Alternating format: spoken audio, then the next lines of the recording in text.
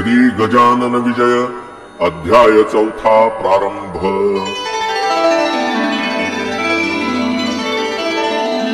श्री गणेशाय नमः। हे सर्वसाक्षी सर्वेश्वरा, नीलकंठा गंगाधरा, महाकाल त्र्यंबकेश्वरा, श्री ओंकारा पावमशी, तू आणि रुक्मिणीश एक तत्व आहा खास, तोय वारी म्हटल्यास काय जली भेद होतो। तैसी तुमची आहे स्थिती, तंतोतंत जगतपती, जैसी ज्याची मानेल मती, तैसा तो तुझ बाहत। अनन्य भावे बाहता, तू पावसी आपुल्या भक्ता, माता न धरी निष्ठुरता, आपल्या वत्साविषयी कधी। मी तुझे अजाण लेकरू, नको माया पातळ करू, तू साक्षात कल्पतरू, इच्छा पूर्ण करी हरा। बंकटलालाचे घरात असता स्वामी समर्थ, प्रकार एक अघटित आला ऐसा घडोनी। वैशाख शुद्ध पक्षासी, अक्षय तृतीयेची या दिवशी, पितरार्थ उदक कुंभासी, देती श्राद्ध करोनिया। अक्षय तृतीयेचा दिवस वऱ्हाडातील लोकांस विशेष वाटे, प्रत्येकास मोठा सण मानिती हा।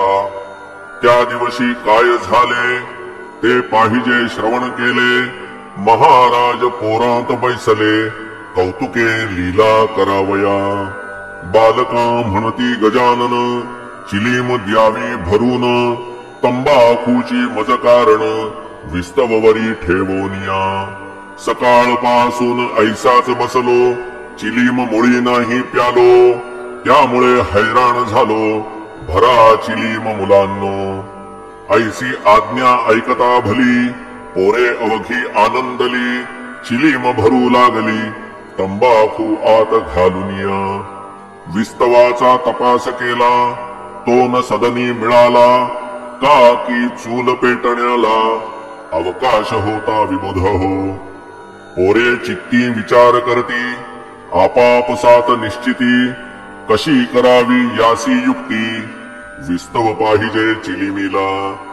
मुले पाहून चिंतातुर, बंकट करी मधुरोत्तर, अरे जानकी राम सोनार, आहे वेटाळी आपुल्या।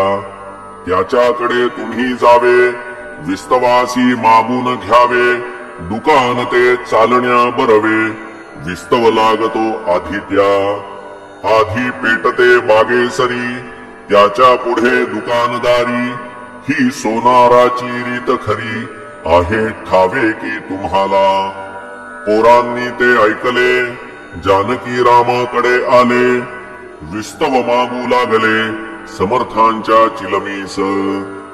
जानकी राम रागावला, लेकरांशी बोलता झाला, अक्षय तृतीयेच्या सणाला देन कोण विस्तव मी।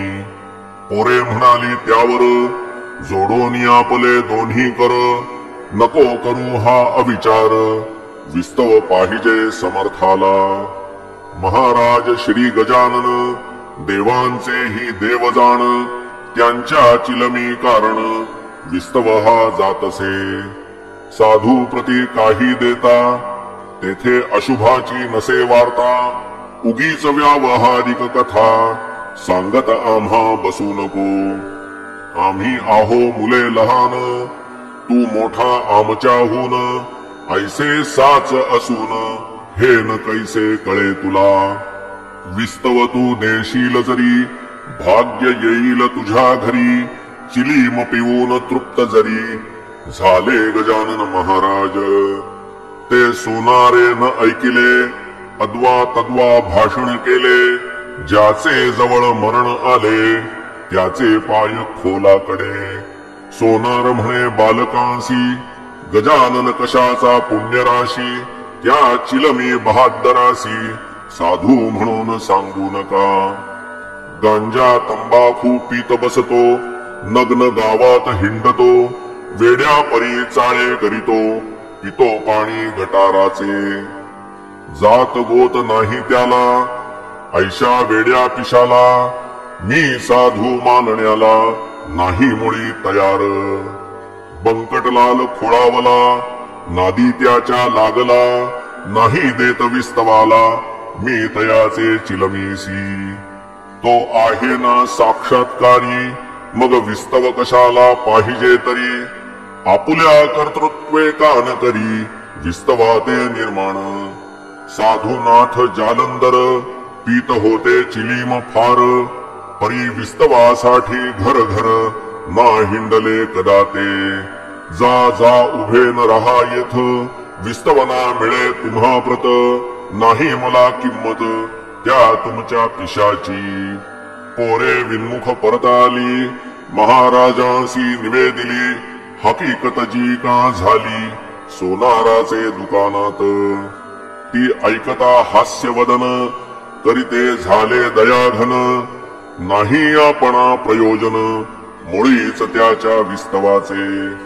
ऐसे म्हणून घेते झाले चिलीमा आपुल्या हाती भले. बंकटलालासी बोलले काडी एक वरती धरी. बंकट म्हणे गुरुराया थोडे थांबा परम सदया. विस्तव देतो करुनिया काडी घासून आता मी.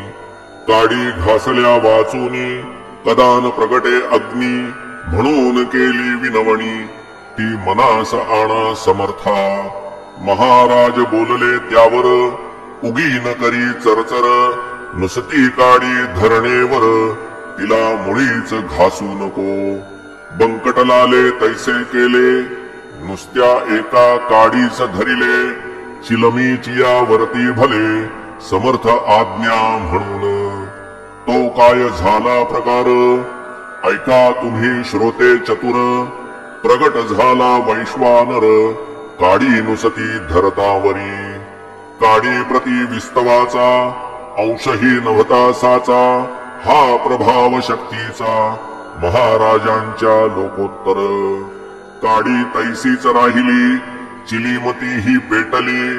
कशाची ही नाही उरली जरूर खऱ्या साधूला. याचे नाव साधुत्व उगीच नव्हते थोटांड मत. आता सोनाराचे घरात काय झाले ते ऐका. या अक्षय तृतीयेला मान विशेष चिंचवण्याला. जेवी वर्ष प्रतिपदेला महत्व निंब फुलांचे. असो भोजना बैसली पंगत चिंचवणे वाढले द्रोणात. तो प्रकार ऐसा अघटित घडून आला तो ऐका. त्या चिंचवण्या माझारी अळ्या दिसले नाना परी. बुजबुजाट झाला भारी किळस वाटली सर्वांना. लोक उठले पात्रावरून अवघ्या अन्ना ते टाकून. सोनार बसला अधोवदन कारण काही उमजेना. चिंचवण्याच्या संगे भले अवघे अन्न वाया गेले. मग त्या कोडे उमगले ऐसे व्हाया मीच कारण. मीन साधूसी विस्तव दिला त्याचा प्रत्यय तात्काळ आला. गजाननाची अगाध लीला मीन खचित जाणिली. गजानन जान्हवी नीर मी त्या मानिले थिल्लर. गजानन राजराजेश्वर मी त्या भिकारी मानिले. त्रिकालज्ञ गजानन मी त्या मानिले वेडा पूर्ण. कल्पतरू कारण मी बाभूळ मानिली. गजानन हा चिंतामणी मी लेखिली दार जाणी. गजानन हा कैवल्यदानी मी ढोंगी मानिला हो. हाय हाय रे दुर्दैवा त्वा कैसा साधिला दावा. माझ्या हातून संत सेवा होवो ना तू दिलीस. मसी असो हा धिक्कार मी भारभूत साचार. जन्म पावलो भूमीवर द्वय पायांचा पशु मी. आज माझ्या भाग्यकाळी बुद्धी कशी चढती झाली. सुयोगाची दवडली वेळ आलेली म्या करे. काही असो आता जाऊ समर्थांचे पाय पाहू. पदी त्यांच्या अनन्य होऊ क्षमा मंतूची मागावया. ऐसा विचार करूनी सवे घेऊन चिंचवणी बंकटलालाच्या सदनी आला हकीकत सांगावया। अहो शेटजी बंकटलाला आज माझा घात झाला, पहा या चिंचवण्याला आत किडे पडले बहु। माणसे उठली उपोषित तेने झाला श्राद्ध घात, हे ऐसे व्हावया कृत्य माझा मीच कारण असे। आज सकाळी चिलिमीला मी नाही विस्तव दिला, पोरे मागत असता भला समर्थांच्या चिलिमी स्तव। त्याचेच हे आहे फळ चिंचवणी नासले सकळ, हे ऐकून बंकटलाल बोलू लागला येणेरीती। तुम्ही न चिंचोके पाहिले ते असतील किडलेले, म्हणून हे नासते झाले तुमचे चिंचवणी वाटे मला। सोनार म्हणे ऐसी शंका शेटजी तुम्ही घेऊ नका, नवी चिंच होती देखा मग चिंचोके किडके कसे। जी मी चिंच फोडिली तिची टरफले अजून पडली, चिंचोक्यांची रास झाली मर्जी असल्या पहा चला। आता इतुकीच विनंती आहे शेटजी तुम्हा प्रती, मला नेऊन पायावरती घाला शीघ्र समर्थांच्या। क्षमा मंतूची मागेन अनन्य भावे करून, साधु दयेचे परिपूर्ण सागर मूळचेच आहेत की। समर्थांपुढे भीत भीत जानकी राम गेला त्वरित, घातले त्याने दंडवत अष्टांगेसी समर्था। आणि म्हणाला दयाधन तुला येवो माझी करुणा, मी अपराध केले नाना त्यांची क्षमा करावी।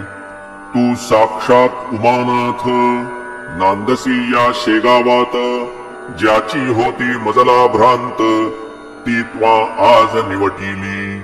माझे अपराध रूपी अवघे तृण जाळी कृपा कृशाने करून, समर्था आजपासून मी ना टवाळी तुझी करी। जी शिक्षा आज केली तेवढीच मजसी पुरे झाली, तू अनाथांचा आहेस वाली आता अंत पाहू नको। महाराज बोलले त्यावर खोटे न सांगे तिळभर, तुझे चिंचवणी आहे मधुर किडे न पडले त्यामध्ये। ते ऐकता अवघ्यांनी पाहिले ते चिंचवणी, पहिला प्रकार मावळोनी गेला होता ते धवा। अवघ्यांप्रती आश्चर्य झाले, समर्थाचे महत्व कळले, हा हा म्हणता पसरले वृत्त हे त्या गावामध्ये। ज्यांच्या त्यांच्या तोंडी मात हीच निघू लागली सत्य, कस्तुरीचा नाही येत वास झाकाया कवणाते। चंदुमुकीन नावाचा गृहस्थ एक शेगावाचा, निस्सीम भक्त समर्थांचा त्याची कथा ऐकाही। श्रोते ज्येष्ठ मासात सभोवार बसले भक्त, अति आदरे जोडून हात दृष्टी ठेवून पायांवरी। कोणी आंबे कापिती, कोणी फोडी हातात देती, कोणी पंख्याने घालिती वारा समर्थ कारणे। कोणी वाटिती खडी साखर, कोणी गळ्यात घालिती हार, कोणी चंदन थंडगार लाविती अंगी साधूंच्या। तई महाराज म्हणाले चंदूला, हे आंबे नकोत मला, दोन कान्होले उतरंडीला आहेत तुझ्या ते आण जा। चंदू बोले कर जोडून, आता कान्होले कोठून, इच्छा असल्या तळून ताजे आणि तो गुरुराया। तई महाराज वदले वाचे, नाही कारण ताज्याचे, पाहिजेत तुझ्या उतरंडीचे कान्हवले मज खावया। जा वेळ करू नको, उगीच सबबी सांगू नको, गुरुपाशी बोलू नको, खोटे वेड्या यत्किंचित। त्या मुखीन चंदू प्रती लोक अवघे बोलती, जाये पाहून शीघ्र गती खोटी न होय संतवाणी। चंदू घराप्रती गेला, कांतेस पुसू लागला, दोन कान्हवले उतरंडीला आहेत काय रंभोरू. तै बोले अंगना होऊन गेला 1 महिना. आता कान्हवले आपल्या सदना मिळतील कशाचे. अक्षय तृतीया दिवशी भले कान्हवले मी पतिराया केले. ते न आता राहिले संपून गेले त्याच दिनी. मर्जी असल्या नवे करीते समर्थास्तव तळून देते. ही पहा मी ठेविते कढई नाथा चुलीवर. तुम्ही थांबा क्षणभर सामान अवघे तयार. नको पाहण्या बाजार कान्हवल्याच्या साहित्यासी. चंदू बोले त्यावरी ताजे नकोत सुंदरी. जे तू उतरंडी माझारी 2 ठेविले तेच दे. समर्थांनी ऐसेच कथिले तेच मी तुझ निवेदिले. आठवण करून चांगले पहा काही ये धवा. ऐसे ऐकता पतिवचन कांता गेली घोटाळून. करू लागली शोधन कान्हवल्याचे चित्तांतरी. कान्हवल्याचा शोध करिता आठवण झाली तत्वता. उघड म्हणे थांबा नाथा सत्यगिरा समर्थांची. 2 कान्हवले होते उरले ते मी उतरंडीस ठेविले. त्यांचे स्मरण नाही उरले सगळ्या महिन्यात मज लागी. त्यास महिना होऊन गेला असेल बुरसावरी आला. ते खाण्याच्या उपयोगाला राहिले नसतील अणुमात्र. ऐसे बोलून तात्काळ उठली उतरंड सर्व धांडोळली. कान्हवले ते ठेवलेली कळशी होती खापराची. आत जो पाहिले न्याहाळून तो दृष्टी पडले तिच्या 2.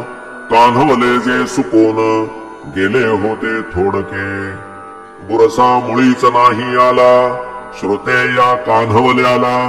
बट्टा संतवाणीला नाही लागला कधी जगी.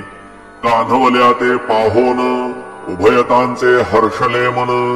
धन्य साधू गजानन महासमर्थ सिद्ध योगी. चंदू कान्हवले घेऊन आला समर्थांसी अर्पिता झाला. लोक करती आश्चर्याला त्याच्या कृती ते पाहून. लोक म्हणती गजानन खचिता सती त्रिकालज्ञ. भूत भविष्य वर्तमान यासी अवघे कळतसे. चंदूच्या त्या कान्हवल्यासी सेविते झाले पुण्यराशी. राम शबरीच्या बोरांशी जेवी झाला भक्षिता. शेगावच्या दक्षिणेसी चिंचोली गाव पर्येसी. तेथील एक रहिवासी माधव नामे विप्र होता. वय ज्याचे 60वर अवयव झाले क्षीण फार. तरुणपणी संसार हेच होते ब्रह्मजाचे. प्रारब्धाच्या पुढारी कोण जातो भूमीवरी. ब्रह्मदेवे जी का खरी लिहिली अक्षरे तेच होय. माधवासी न कोणी उरले कांता पुत्र मरून गेले. म्हणून विरक्त जाहले मन तयाचे संसारी. जी का होती चीज वस्त ती अवघी केली फस्त. म्हणे आता माझी गत होईल कैशी देवदेवा. म्या हमाधुमीचा संसार केला तो आता अवघा निमाला. आठविले कधी नाही तुला एक क्षणही दीनबंधो. आता माझा वाली कोण दीनदयाळा तुझ वाचून. माझे हे अरण्य रुदन तुझ वीण देवा कोण ऐके. ऐसा अनुताप धरून पोटी शेगावी आला शेवटी. गजाननाच्या द्वारवंटी हट्ट धरून बैसला. आरंभिले उपोषण अन्न पाण्या ते त्यागून. वदनी वदे नारायण खंडन पडे तयाला. ऐशा परी एक गेला दिवस परी नाही उठला. तै महाराज वदले तयाला हे करणे उचित नसे. हेच हरीचे नामस्मरण कान केले मागे जाण. प्राण देहाते सोडून जाता वैद्य बोलाविसी. तरुणपणी ब्रह्मचारी म्हातारपणी करीसी नारी. अरे वेळ गेल्यावरी नाही उपयोग साधनाचा.